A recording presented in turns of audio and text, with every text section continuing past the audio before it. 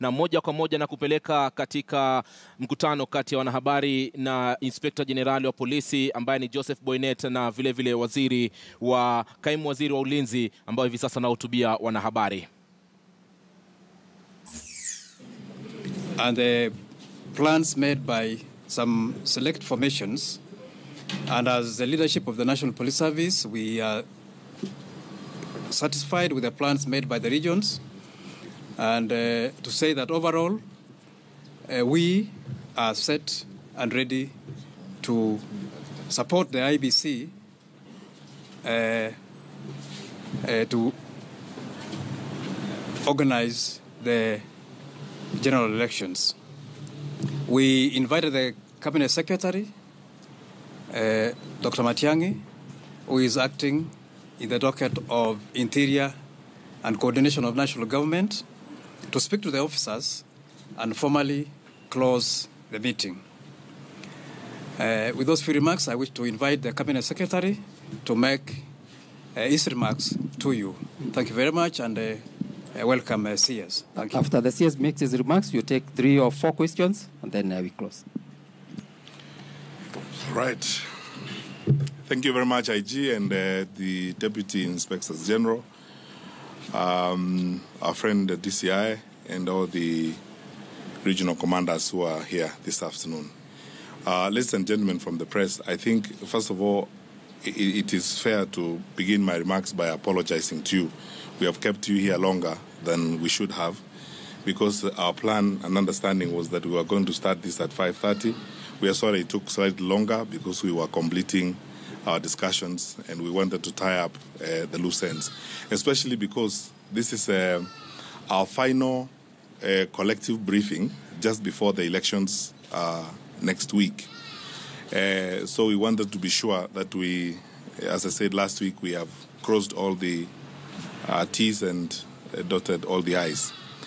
I am very grateful, and on my own behalf and on behalf of my colleagues in the Ministry of Interior and Coordination of the National Government, to say that we are satisfied with the preparations that have been made by our colleagues in the police service.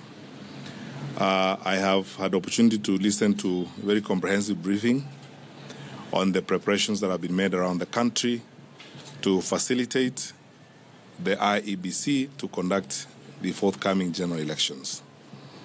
I am satisfied that we have assembled enough resources in terms of personnel and the assets that we will need to provide support to the IEBC. Secondly, I am very grateful to our brothers and sisters at the IBC, because in the last 2 days, we've had very detailed and comprehensive discussions, not just on supporting them to conduct the elections, but also on the general aspects of security of election officials, including the commissioners and the senior election officials. Therefore, the police service is ready and prepared to provide security to all 290 returning officers across the country in all constituencies, all the 47 county coordinators of IEBC, and a number of senior staff at the Secretariat, in addition to enhancing the security of the commissioners. As I've said before, we will do whatever it takes to support our brothers and sisters at IBC to conduct the elections and to deliver on their constitutional mandate. We do not conduct elections as government or as security sector agencies. Elections are conducted by the IEBC. The law is very clear about that. We respect their independence and we respect their constitutional responsibility. Our work with them is basically to understand the needs they have in terms of security and to provide that particular support. I'm grateful that we've had very useful discussions with them, and that is continuing, and we will proceed to work with them as we go forward. On our part, we have made very detailed preparations. All the security sector agencies, we have been having multi-sectoral discussions, and we are now ready to provide support to the IBC. And this includes, of course, availing personnel that the IBC will need wherever they will need it. And this also includes escorting ballot papers and escorting any other assets that they will have. We will continue to do this. And this morning I just signed the Gazette notice declaring 8th of August public holiday as expected by law. Of note is that we've not declared 9th of August a public holiday because we expect that we will vote on 8th and go back to work on the 9th. So far, and we keep getting reports on a regular basis from across the country, all is well. The country is safe, and we have not had any unusual and any significant incidents of security across the country. As you are aware, we had a very sad and unfortunate incident recently where we lost a senior staffer at the IEBC. We are all very saddened about that unfortunate incident, and we've taken time also to listen to our security sector colleagues on the ongoing investigations on this matter. The DCI has briefed us on the rapid progress that he is making, and we are satisfied that he put up the best of his team on that assignment, and we hope that the investigations will be concluded in due course and we will all get to the bottom of this issue. So I'm urging all of us to ensure that we reduce the amount of speculation and politicization of that very unfortunate incident as our colleagues in the security sector get to the bottom of it. Thirdly, effective tomorrow, we will begin to give the country very brief daily updates on security in the country. We think it's necessary and it's critical that as responsible public servants, we do this to our people. So we will begin a daily briefing on security from tomorrow to ensure that the country is updated on a regular basis on what's happening across the country. Other than that, I think we wish our fellow citizens all the best. We are drawing to the close of the campaign season. Save for a few incidents here and there, we've had a fairly peaceful, hectic, tough campaign. But I think it's good to see our country achieve the level of political maturity that we have achieved. And we hope that as we go forward, we will deepen our culture of democracy, enhance tolerance for one another, and ensure that the election season is usually is not the time of destabilization for the country, as it were. So as we go into the elections, we wish everyone all the best. And we still urge all of us, and this is going to be my concluding remark, we urge all of us to be contributors to the security and stability of the country. And the first step towards that is by obeying the law and respecting the institutions as by law established. On matters elections, we are guided by the IEBC.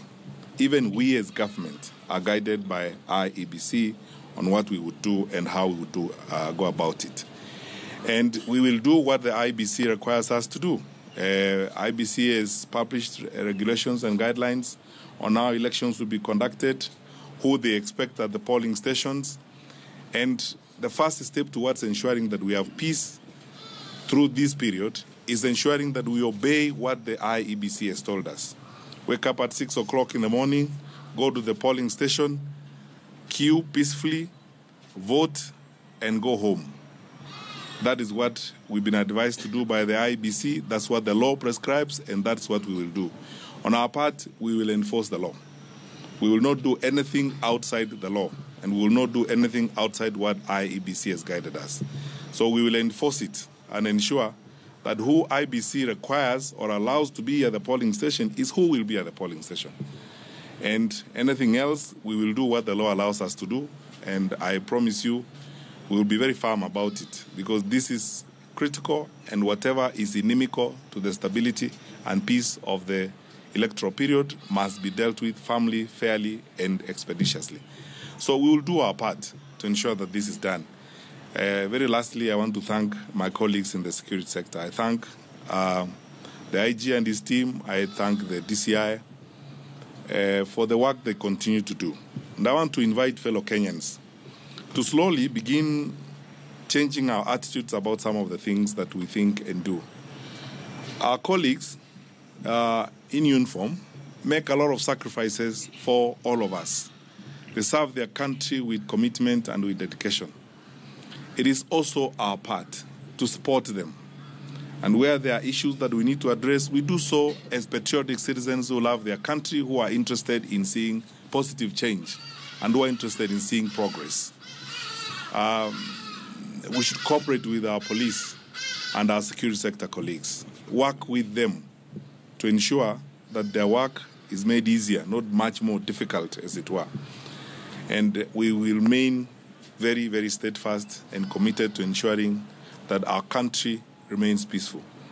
I want to assure Kenyans that we are prepared to support and facilitate the IEBC to deliver on its constitutional mandate. And we will do so fairly, objectively, and firmly. I also want to assure Kenyans there is no need to worry about anything. We have no evidence of anything that should worry anybody in our country right now. People can go on with the activities. I'm personally very impressed by the vibrance I'm seeing around this period, which is very good.